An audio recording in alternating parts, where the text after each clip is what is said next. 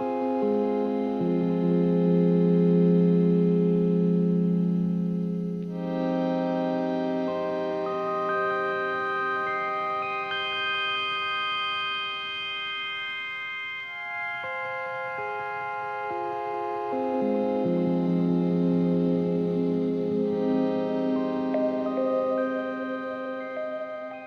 this video, we'll be teaching you guys how to do the card spring, which looks like this.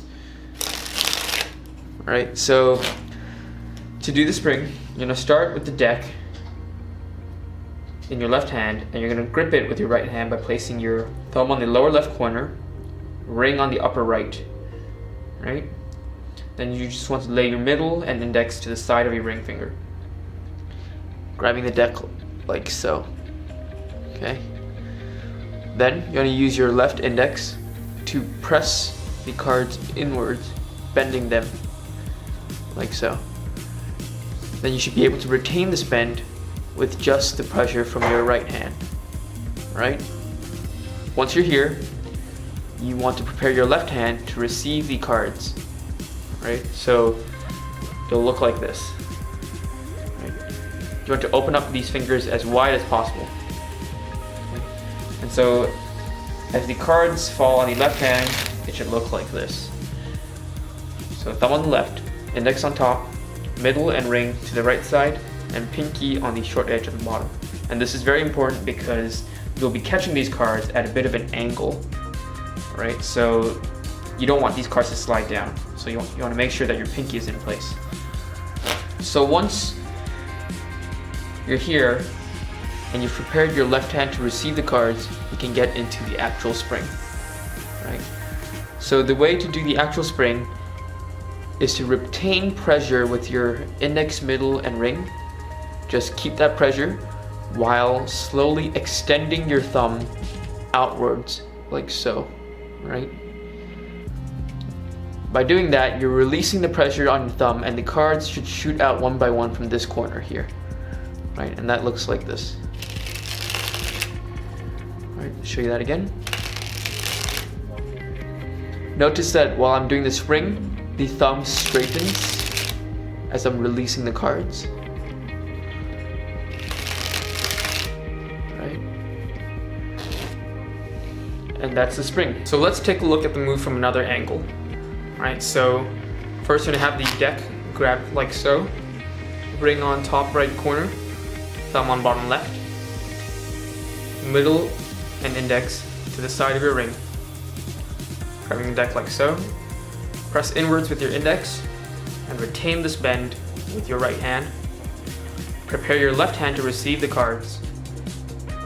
And do the spring by extending your thumb outwards like so, while applying pressure with these three fingers. Right?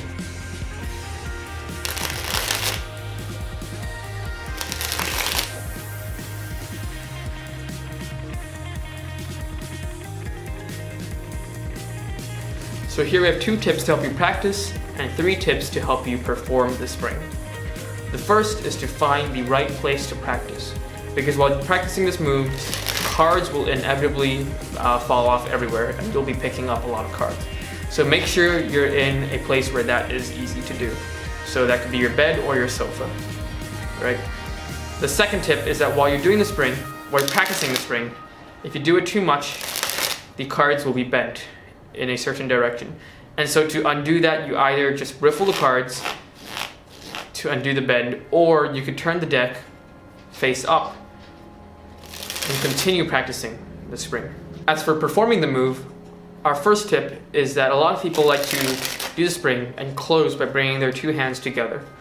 Instead, what you could do is do the move and keep your right hand away from your left, even as the spring finishes. And this displays better control over the cards, right? Our second tip is a way to make your spring longer. So it is to basically, as your right hand moves up, you can keep your left hand in place.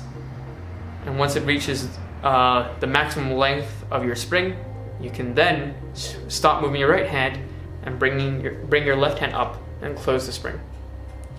So what this does is that it creates an instant where the spring is actually this long. right? So your right hand moves up, stops, and then left hand comes over and closes the spring. So with cards, that looks like that, right? Let's look at that again. Okay. Our last tip is a way to make your spring look longer even though it actually isn't.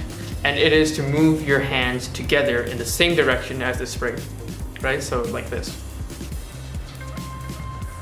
So while your spring may actually only be this long, if you move it like so, it looks like it started here and ended here, and so it was this long, while actually the spring was only this long. And so while this may seem like it contradicts our last tip, you could actually apply them together. Alright, so you could start way down here, have your right hand move up while your left hand also moves together. Then you're keeping this maximum length as you're moving up. Then your right hand stops moving and your left hand closes. Alright, so applying those two tips together, you can actually get a spring that looks even longer. And that looks something like this. Alright, show you that again. Okay. And those are our tips for the spring.